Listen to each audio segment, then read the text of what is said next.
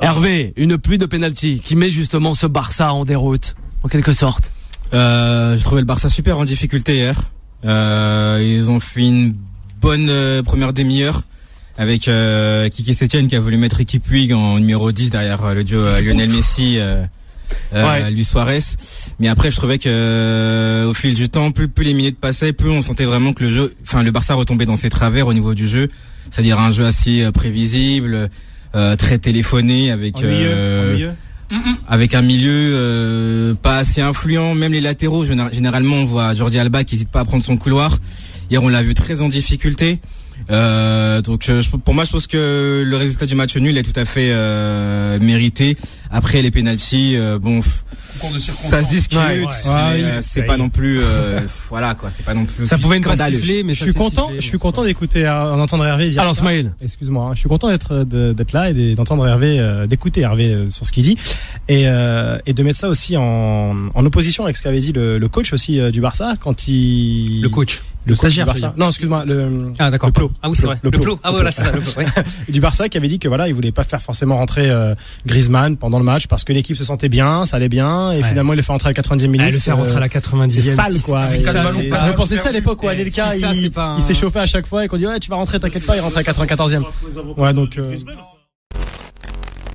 C'était un beau match. On écoute Méchad, c'était un beau match dans l'intensité. Maintenant, encore une fois, il faut s'intéresser au pourquoi du comment.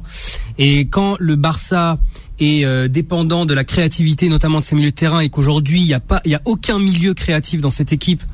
Le seul c'est Arthur, mais Arthur il est déjà parti. Arthur, il est pas créatif. Bah c'est la passe à 5 mètres. D'accord, mais c'est son profil, c'est censé être son profil, c'est censé être un espèce de meneur de jeu en retrait. Il est censé être le meneur de jeu en retrait du. C'est son profil. Hervé, t'es pas d'accord. Il a pas les qualités. Non mais Hervé, il a pas le même profil qu'un Busquets par exemple. Il a pas le même profil qu'un Vidal. Tu vois, c'est pas un mec qui est dans le combat. C'est un mec qui est censé créer le jeu. Et aujourd'hui, il est pas capable de le faire parce qu'il est plus là. Et donc quand le jeu du Barça qui se base sur la créativité et qu'aujourd'hui t'as plus de créativité parce que t'as pas des mecs qui sont capables. Parce que le rythme du Barça c'est quoi? C'est un rythme lent et puis t'es capable d'accélérer d'un coup en 2-3 passes pour pouvoir aller directement vers l'avant et marquer un but. Aujourd'hui, plus personne n'est capable de le faire au sein du FC Barcelone. Et c'est pour ça que c'est stéréotypé du coup. Le droit de réponse d'Hervé, on aura Smaïl. Je suis pas d'accord du tout avec toi, avec Arthur. Pour regarder pratiquement tous les matchs du Barça. Arthur, c'est un joueur neutre. C'est pas le joueur qui va prendre le jeu à son compte. C'est censé l'être, c'est ce que je dis. C'est censé l'être. Je suis d'accord avec Méchad. Tu joues sur les mots. Il a pas les qualités. Moi, je trouve que le tort du Barça actuel, c'est de vouloir jouer comme le Barça de Guardiola sans avoir l'effectif pour le faire, sans avoir le talent pour le faire, sans avoir l'intelligence tactique pour le faire. Et c'est la raison pour laquelle on voit que le jeu du Barça, il est de plus en plus stéréotypé, téléphoné, prévisible. Ouais, t'as raison. Il est caduque, tu vois. Aujourd'hui, ça surprend plus personne. Bien sûr.